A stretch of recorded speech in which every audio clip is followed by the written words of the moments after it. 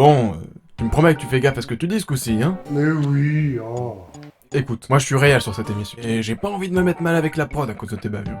Mais t'en fais pas. Salut les gamers et bienvenue dans le fond de l'affaire. Cette semaine, tous les secrets de consoles. Nous allons parler des consoles de jeux. Pareil. Les consoles donc, sorties en 1900...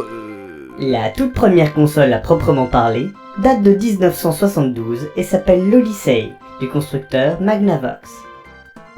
En ce qui concerne Nintendo, la grande maison fêtera ses 124 ans cette année, ce qui, paraît-il, fout bien les boules à la famille de jeunes calmants. La firme confectionnait à l'origine des cartes d'Hanafuda, un jeu de cartes traditionnel japonais. Mais comme on peut le voir sur ces images, ces cartes étaient mal adaptées et les parties de strip poker ne démarraient jamais vraiment. Quant à Sega, la compagnie n'est pas d'origine nippone mais américaine.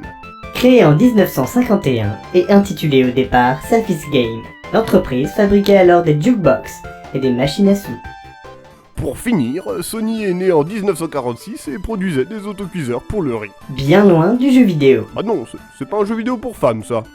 D'ailleurs, le design de la PlayStation 2 est issu de la Falcon 030 Microbox, une ancienne console d'Atari. Vous me volez mon texte, et en le sortant de son contexte qui plus est. Oh ça va, lors de l'écran de démarrage d'une PlayStation 2, on peut voir une animation avec un nuage bleu et des tours blanches. Leur nombre varie selon les utilisateurs. Il se trouve qu'elle représente les données de la carte mémoire. Plus vous aurez de sauvegardes différentes, plus il y aura de tours. Si vous retirez votre carte mémoire, il n'y en aura plus aucune. Un véritable tour de passe-passe. On n'a pas fait les comme ça depuis 2001. Allons. En 2009, Sony fit des recherches sur une éventuelle mablette pour la PlayStation 3. Les capacités étaient très proches de la mablette de la Wii U. Mais le projet fut apparemment abandonné.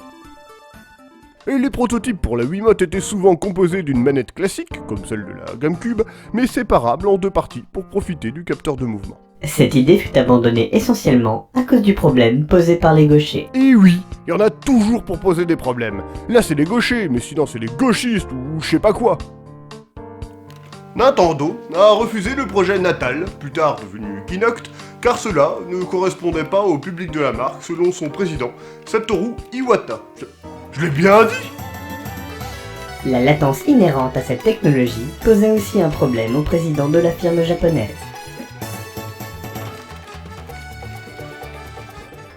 Pour distribuer ces consoles en Corée du Sud, où l'import de produits japonais est interdit pour une affaire de colonisation tout à fait puérile, Sega est passé par Samsung. La marque coréenne a changé les noms des consoles pour camoufler leurs origines. La Master System est devenue la Game Boy. Nintendo est passé par Hyundai pour la distribution de la Game Boy, qui a alors été renommée Mini Cowboy. Les seuls capables de monter sur un poney. Un poney de dos. Mini Boy, pas Cowboy. La Nintendo DS devait à l'origine s'appeler la City Boy. Ce nom avait pour but de continuer la dynastie des Game Boy et de mettre l'accent sur le côté portable de la console. C'est vrai que c'était bien la DS. Une bonne maniabilité, des couleurs variées, pas trop grande, pas trop petite. J'allais souvent en ville avec la mienne. Un vrai piège à poulettes. Des pointes à 80 km/h sans aucun problème. Une sacrée bagnole. Nintendo, en 1988, a lancé le développement d'un périphérique pour la Super NES, lui permettant de lire les CD. Ils ont alors fait appel à Sony. Puis, suite à de gros désaccords et autres coups fourrés, le contrat fut rompu et Sony s'associa avec Sega. Malheureusement, Sega finit par rejeter le projet. Sony profita alors de la configuration technique conseillée par Sega et de l'orientation 3D inspirée par Virtua Fighter pour créer sa première console. La PlayStation. Eh ben, toutes ces histoires, c'est les feux de l'amour au pays des sushis laqués. Polygon Man, le boss de fin du récent PlayStation All-Star Battle Royale, est en fait la mascotte originale de la PlayStation 1. Sa carrière fut très vite écourtée. Comme quoi, même après quelques semaines d'utilisation, on peut toujours supprimer quelque chose d'un concept. Une tête de polygone, une télé qui flotte, avec des petites antennes de merde... Pardon ? Non, rien. Le prototype de la Xbox a été fabriqué à partir de pièces détachées d'ordinateurs portables. Lors des essais de logo de la Xbox, le designer n'avait qu'un feutre vert sous la main. Cette seule raison suffit à expliquer la couleur du symbole de la console.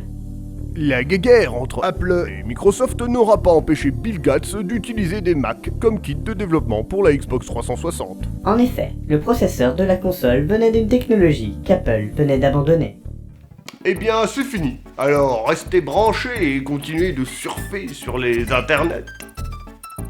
Bon, bah, tu vois, j'ai été sage. Excuse-moi, c'est vrai que t'as pas fait de blasphème, que tu t'es pas moqué des handicapés et que t'as pas insulté la reine d'Angleterre.